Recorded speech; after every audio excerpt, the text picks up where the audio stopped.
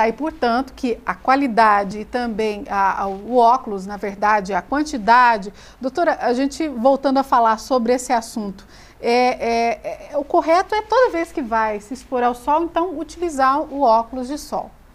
Toda vez que vai se expor... Ou quando está nublado também. Nublado também. Foi muito importante, Ana, você tocar nesse assunto, porque as pessoas muitas vezes acham que é só no dia de sol. E justamente o contrário, no dia nublado, a radiação solar atinge da mesma maneira a superfície da Terra. Então, é muito importante as pessoas se protegerem com o óculos de sol também nos dias nublados.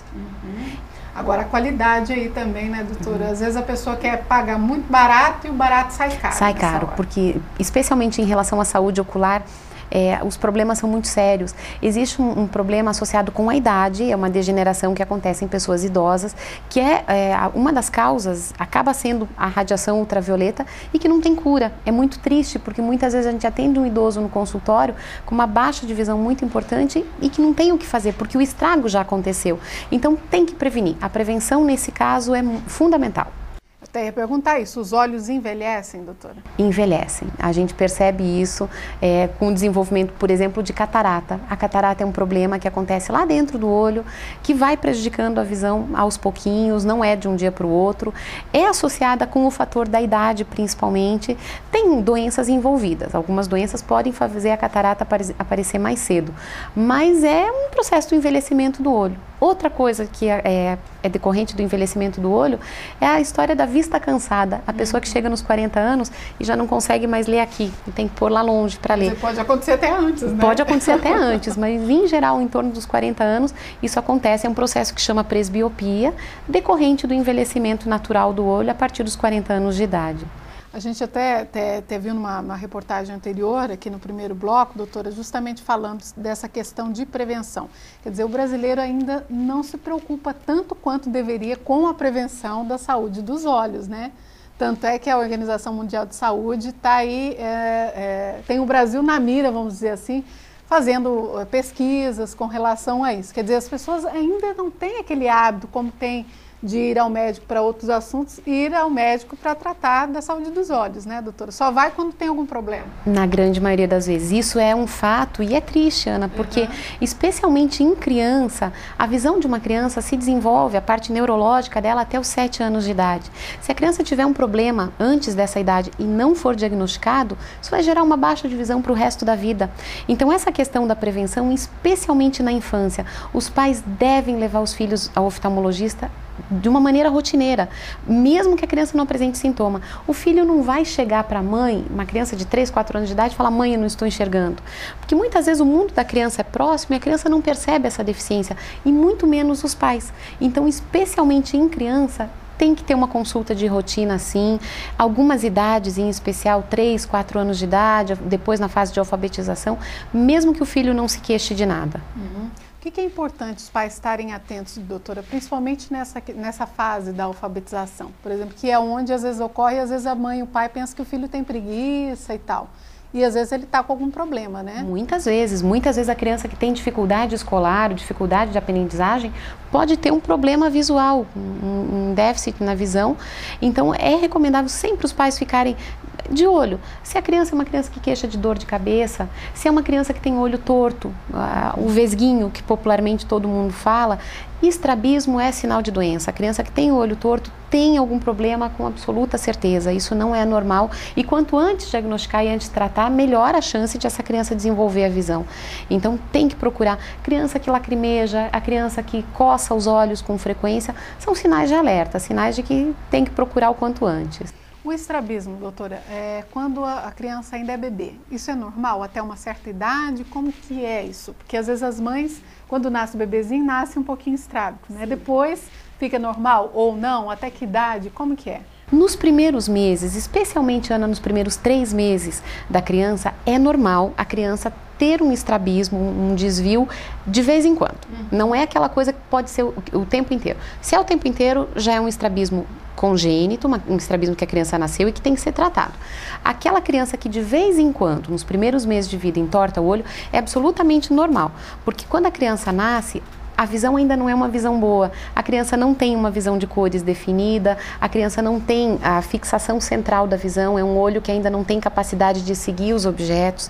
Com 3 meses isso muda. Com 3 meses a criança já tem que ser capaz de fixar e seguir um objeto que os pais apresentam para ela, um brinquedinho mesmo, testa em casa isso. Então, com 3 meses isso já tem que desaparecer. Se continuar, tem que procurar atendimento. Na verdade, hoje em dia, o que é preconizado é o teste do olhinho, que quando a criança nasce, isso já deve ser solicitado pelo pediatra mesmo para qualquer bebê, que passe numa avaliação de rotina com o oftalmologista, que é para saber o quê? Se a criança nasceu com esse olhinho bem formado, para afastar doenças congênitas dos olhos, doenças de nascença, como catarata congênita, o glaucoma congênito. Se a mãe teve alguma infecção na gravidez, essa criança pode ter nascido com problema nos olhos. Então, é bem importante, assim, todo recém-nascido, que com 1 mês de vida seja feito esse teste do olhinho. Uhum. Bom, inclusive daqui a pouco você acompanha aqui no Saúde para Todos todas as informações com relação ao teste do olhinho, como fazer, a quem procurar, enfim. Daqui a pouquinho a gente traz essas informações para você. Bom, doutora, daqui a pouco nós também continuamos o nosso bate-papo aqui com a senhora. Oi, depois do intervalo, você vai ver todas as informações sobre o teste do olhinho e os mutirões de cirurgias oftalmológicas pelo SUS em Tangará da Serra. E ainda nós continuamos então a nossa entrevista com a doutora Silvana Bigolin sobre a saúde dos olhos. Não saia daí, nós voltamos já já.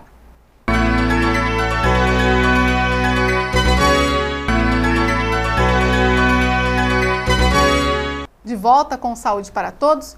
Você já viu a pergunta do mito ou verdade de hoje? Não? Então acompanhe. Tomar leite junto com ferro faz mal? Mito ou verdade? Daqui a pouco vocês vão saber. Quando nasce o bebê, ele não só tem direito, como os pais da criança também podem cuidar da saúde dos olhos do bebezinho por meio de um exame muito simples, que é o teste do olhinho. Em breve, o município vai disponibilizar o exame à população tangaraense. Consultas, exames, cirurgias da área de oftalmologia estão entre as maiores demandas com relação ao número de pessoas que precisam desse tipo de tratamento aqui em Tangará da Serra pelo Sistema Único de Saúde. E há uma grande dificuldade nesse sentido para, então, suprir essa demanda do município. Por esse motivo, a Secretaria Municipal de Saúde já começa a realizar mutirões para que sejam atendidas essas pessoas. Como essa quantidade de oftalmologias, tanto de consultas quanto cirurgias, era muito grande, né? A gente tinha uma demanda bem maior do que a oferta, então a gente achou necessário fazer esses mutirões para que pudessem pelo menos essas pessoas serem avaliadas e não ficar tanto tempo na fila de espera aguardando esses exames e essas cirurgias. Tão importante quanto o teste do pezinho, o teste do olhinho pode detectar precocemente problemas nos olhos que podem surgir ao longo do desenvolvimento da criança.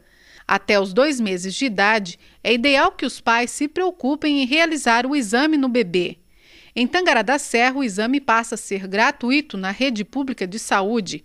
Basta o agendamento dos pais interessados, como foi feita nesta primeira etapa realizada esta semana com mais de 40 crianças. E essas guias são liberadas normalmente pelo município, porém a quantidade que nos é solicitada é bem maior. Então, quando essa quantidade chega ao gargalo que a gente não consegue mais suprir só pela necessidade do oftalmo do município, aí a gente libera para consultas e também cirurgias em Cuiabá. Em média, quantas pessoas são atendidas nesses mutirões? Então, a gente faz uma solicitação grande, porque às vezes são solicitações antigas, né? Então a gente convoca em média 60 a 80 pessoas, né? Mas a média de atendimento é sempre 50, no máximo 50 a 60 pessoas no máximo. A gente convoca mais para que às vezes as pessoas que faltem, para não tirar a vaga de um que está precisando, né? Essa semana foram encaminhados então até Cuiabá para cirurgias e também consultas? Isso, as cirurgias vão ser realizadas... A equipe vai acompanhando os pacientes para Cuiabá no dia 11, né? E aqui as consultas vão ser realizadas aqui, né? Os oftalmos da Clínica de Olhos em Cuiabá, do Hospital dos Olhos, vão vir para fazer essas consultas aqui em Tangará, já na sexta-feira agora. Cláudia, qual que é o primeiro passo para as pessoas que estão em casa e querem saber, tem algum problema ou querem até mesmo fazer um trabalho preventivo com relação à oftalmologia? Tem que se dirigir primeiro à atenção primária, que é a atenção básica, né? Então, os 10 PSFs das unidades de saúde da família, né? A unidade mista que também tem atendimento ambulatorial. Então, as pessoas que estiverem sentindo alguma coisa vão se dirigir lá, porque o médico vai avaliar se houver a necessidade de encaminhar para o especialista, aí ele vai encaminhar. Regulando, a gente vai entrar em contato com ele ou pelo PSF dele, né, liberando a guia, ou entrando em contato pela central de regulação mesmo, para esse paciente estar realizando esse exame ou a consulta. Bem, e por falar no atendimento público de saúde, quando o assunto são consultas, exames e cirurgias na área de oftalmologia, infelizmente, a fila de espera é bastante grande. Bom, para tentar diminuir esse tempo de espera, a Secretaria Municipal de Saúde tem realizado constantes mutirões. Veja como funciona. Esta é a secretaria, na verdade, tudo isso para funcionar a saúde de Tangará da Serra. Aqui também está localizada a central de regulação. É pela central de regulação que é o primeiro passo para quando você quer fazer um exame mais específico. Hoje, no caso, a gente está falando de oftalmologia. Pois é por aqui que você vai fazer o encaminhamento dos seus exames, também pedidos de consultas e cirurgias. Vamos saber como é que funciona esse processo. Aqui na Central de Regulação a gente encontra inúmeros casos com relação à oftalmologia, que é o assunto de hoje aqui no Saúde para Todos. Inclusive o seu José Amâncio Barros, que é pedreiro, estava contando um pouco a história dele. Ele é morador lá do Alto da Boa Vista. E o senhor tem problema de quê? De catarata? Catarata, e eu acho que por causa dessa catarata, então está atrapalhando a visão, né? Estou enxergando muito mal e... Para ler é péssimo, não enxerga quase nada. Né? Está cada vez pior a situação. Tá piorando cada vez mais. Já tem muito tempo, seu José, que o senhor tem sofrido com esses problemas? É de 9 a 10 anos já que vem, né? Mais ou menos, daí para cá. Né? O seu José justamente estava contando a história para a gente, que ele tem um problema, faz um tempão que ele já não vai no médico para ver como é que está a situação, tem piorado cada vez mais, mas agora o senhor decidiu então pedir ajuda. O senhor veio aqui para ver como é que o senhor vai fazer os encaminhamentos, porque provavelmente o senhor vai precisar de uma cirurgia, né? Sim, com certeza. Bom, a gente vai aguardar então para ver como é que vai ficar a situação do senhor, né? Tomara que o senhor tenha a sorte de ser encaminhado logo, mas a gente sabe que demora um pouquinho sempre. Demora, né? Não importa, demora, não importa, não. O que manda é depois conseguir certo, né? Conseguir os tratamentos certinho. Demora, a gente espera um pouco mesmo, né? Já fizeram a cirurgia, inclusive já fizeram até dos 2 olhos. Certo. Esse aqui são pessoas que têm o pedido de cirurgia bem depois do senhor. Né? Aquele pessoal daquela época todos já fizeram. Sim. E eu não tenho nenhum registro do senhor aqui, porque o senhor não tem uma entrada, não gera um registro, um pedido de cirurgia. Tá? Aí eu vou passar o número do celular, do telefone daqui, se eu quiser ligar. É resolvido, então a senhora viu a situação dele e acontece muito isso, esse esquecimento, muitas vezes algum desvio de algum documento? Acontece muito, viu? É muito comum. Então. É bem comum. Bem comum que as pessoas pegam papel e levam para casa e guardam e fica esperando que nós liberamos algo, uma especialidade, seja uma consulta, um exame, e que na verdade ele não deu entrada nenhuma, então nós não temos nenhum registro do paciente aqui. Então não o que acontece nesse caso, por exemplo? Qual que é a orientação que vocês dariam para as pessoas com relação a algum tipo de exame específico, nesse caso de oftalmologia? Sempre que for consultar, se for num postinho, ir direto na recepção, conversar com a recepcionista. Se for na Santa Casa, procurar orientação também.